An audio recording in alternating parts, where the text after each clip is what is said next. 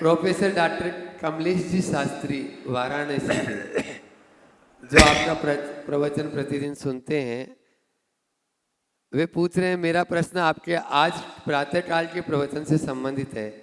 आपने शांतिनाथ स्तवन का संदर्भ रखते हुए कहा कि दोषों के नाश से ही शांति मिलती है और इसके लिए आपने संयम के बंधन में बंधने की बात की। परंतु गुरुदेव, जैन धर्म तो स्वतंत्रता की वकालत करता है और इसके विपरीत आप संयम में बंधने की बात कर रहे हैं। यह तो परस्पर विरोधी बात है। इसे आप और स्पष्ट करें ताकि हम संयम में आगे बढ़ सकें। नमस्कार। बहुत अच्छा सवाल किया है डॉक्टर साहब ने। निश्चित आप एक विद्वान हैं और विद्वान की दृष्टि व्यापक होती है। प्रातःकाल शांतिनाथ भगवान के चरणों में अपनी विनयाञ्जलि प्रकट करते हुए हमने यही कहा था कि सदोष के शमन से ही शांति की प्राप्ति होगी। और उस संदर्भ में मैंने ये भी कहा था कि दोषों के शमन के लिए संयम लाना है। बात स्वतंत्रता की है और इधर बंधन की बात दिखती है। ऊपरी तौर में ये बंधन दिखता है, पर वो बंधन नहीं है, जीवन की लय। संयम को बंधन मत मानना। लोक में कहा जाता है कि बंधन है, पर बंधन नहीं, वो जीवन की लय है। जैसे कोई संगीतकार संगीत बजाता है तो संगीत का आनंद कब होता है? सितार में 7 तार है, कहीं भी उंगली चलाए तब, या एक लय के साथ उंगलियों को स्पंदन देता। संगीत किसी भी वाद्य यंत्र से तब फूटता है जब उसमें लय होती। लय एक प्रकार के अनुशासन का नाम। अगर लय नष्ट हो जाए तो संगीत का मजा ही खत्म, वो तो सिरदर्द हो जाएगा। अगर लयात्मक तरीके से बर्तन भी बजाए ना तो उसमें भी एक संगीत प्रकट होता है। और बिना लय के कितना भी अच्छा वाद्य यंत्र बजाओ वो सिरदर्द होगा। संयम जीवन में लय उत्पन्न करता है। दूसरी तरफ नदी बहती है, अपने किनारों के मध्य बहती है। किनारों से नदी में गति आती है, उसकी जीवंतता कायम रहती है।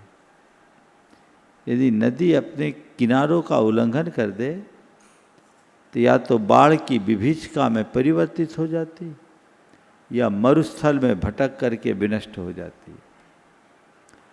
नदी का विकराल रूप लेना, विभीषिका बनना भी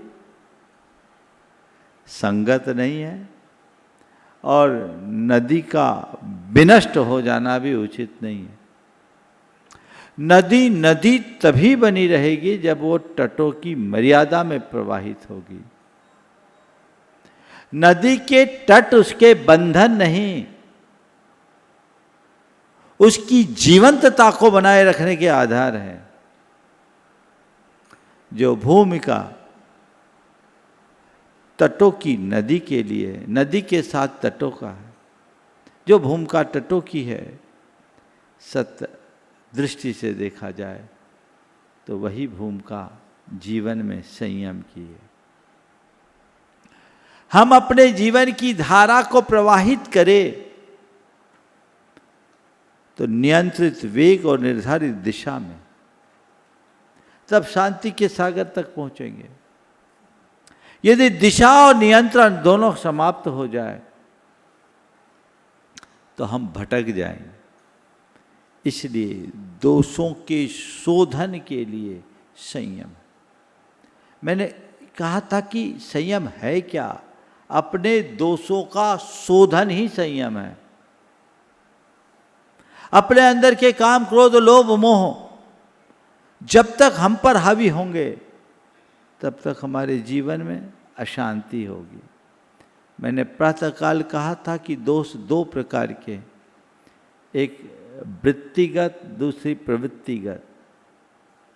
प्रवृत्तिगत दोष जो हमें दिखते हैं, जो हमारे आचरण में दिखते हैं, व्यसन, बुराई और बुरी आदतें, सब प्रवृत्तिगत दोष है।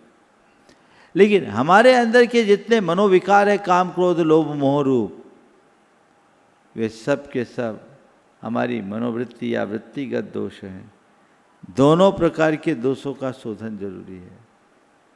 वृत्तिगत दोष दिख जाता है, थोड़े से संकल्पों से उसे नियंत्रित किया जा सकता है।